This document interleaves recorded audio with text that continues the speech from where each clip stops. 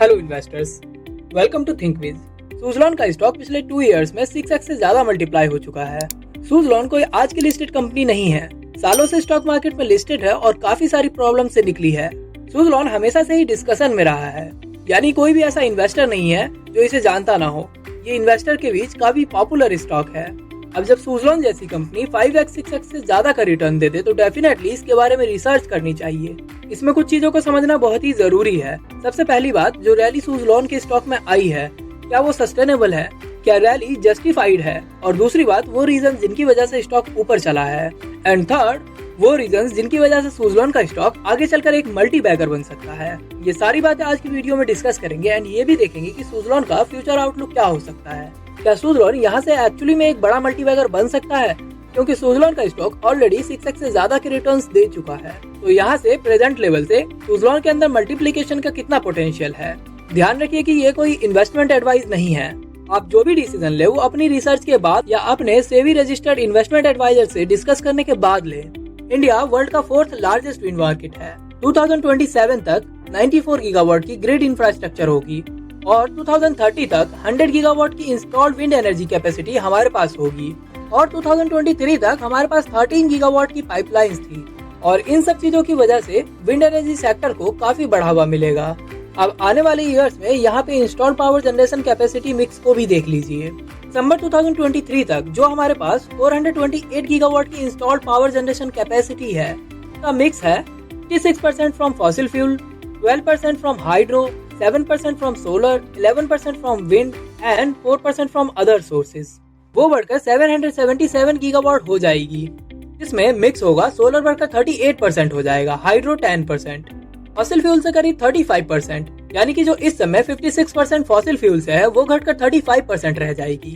Wind energy से जो 11% है वो बढ़कर 13% हो जाएगी। जो बाकी कंट्रीब्यूशन है वो अदर सोर्सेज का होगा। इनका भी बहुत ज्यादा फोकस रिन्यूएबल एनर्जी सोर्सेज पे है। देखिए, हम पूरी तरह से फॉसिल फ्यूल को रिप्लेस तो नहीं कर सकते, लेकिन हम धीरे धीरे रिन्यूएबल एनर्जी पे शिफ्ट हो रहे हैं और गवर्नमेंट चाहती है कि पावर जनरेशन में 30% से ज्यादा का कंट्रीब्यूशन रिन्यूएबल एनर्जी रिसोर्सेज का हो।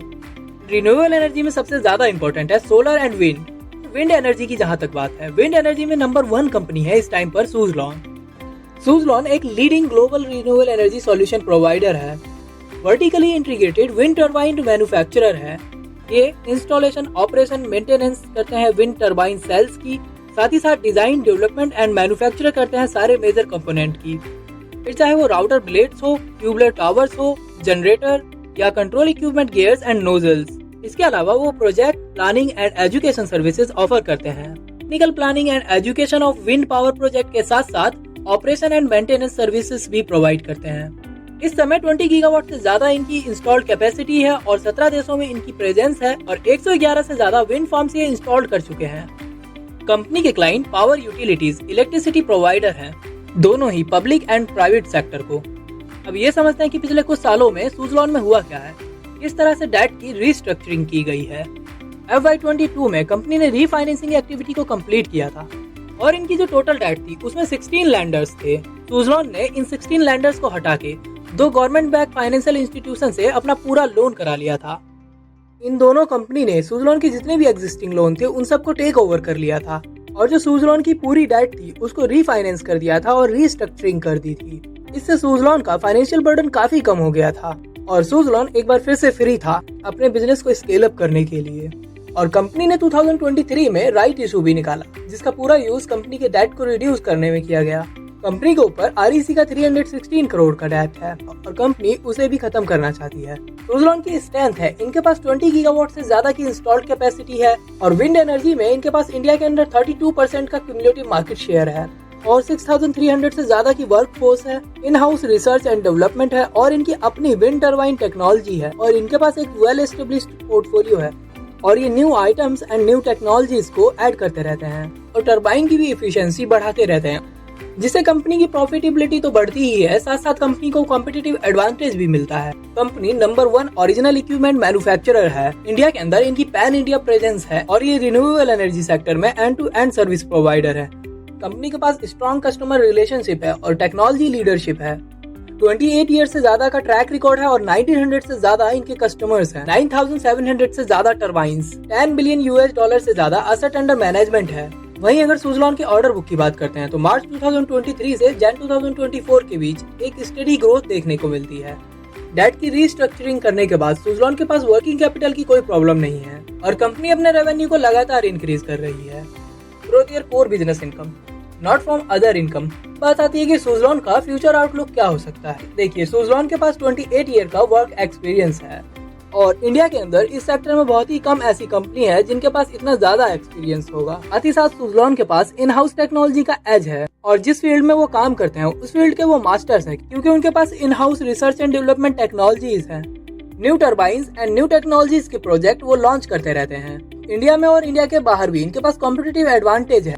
तो ये एक mid size renewable energy sector में काम करने वाली कंपनी है और ये डेट की रीस्ट्रक्चरिंग भी कर चुके हैं, जिससे इनका इंटरेस्ट रेट काफी कम हो गया है और अपने लोन्स को रीपे भी कर रहे हैं और जो डेट बची है उसको भी वो जल्दी से जल्द खत्म करना चाहते हैं। और अगर हम बात करें इस सेक्टर की तो इसमें कोई डाउट नहीं है कि रिन्यूएबल एनर्जी सेक्टर आने वाले कई ईयर्स तक नंबर 1 पे रहने वाला है और इसका मार्केट साइज लगातार बढ़ता रहेगा। और इस सेक्टर पे गवर्नमेंट का भी पूरा जोर है और गवर्नमेंट इस सेक्टर में काम करने वाली कंपनीज को इंसेंटिव भी प्रोवाइड करा रही है और गवर्नमेंट अपनी तरफ से जो कर सकती है वो इस सेक्टर में कर रही है और गवर्नमेंट का ये टारगेट है कि ज्यादा से ज्यादा रिन्यूएबल एनर्जी पे शिफ्ट किया जाए। तो डेफिनेटली ऐसे में इस सेक्टर की एक मिड साइज कंपनी जिसके पास 28 इयर्स का एक्सपीरियंस हो और वेल एस्टेब्लिश्ड पोर्टफोलियो हो और इन house research and development technologies हो, उसके लिए काफी बड़ी अपॉर्चुनिटीज यहाँ पर हो सकती हैं। और इसमें कोई डाउट नहीं है कि सुज़लॉन अगर ऐसे ही काम करती रहेगी तो यहाँ से भी एक मल्टी बैगर रिटर्न्स जनरेट करके दे सकती है। अगर आप एक लॉन्ग टर्म इन्वेस्टर हैं और अगर आप फंडामेंटल एनालिसिस करते रहते हैं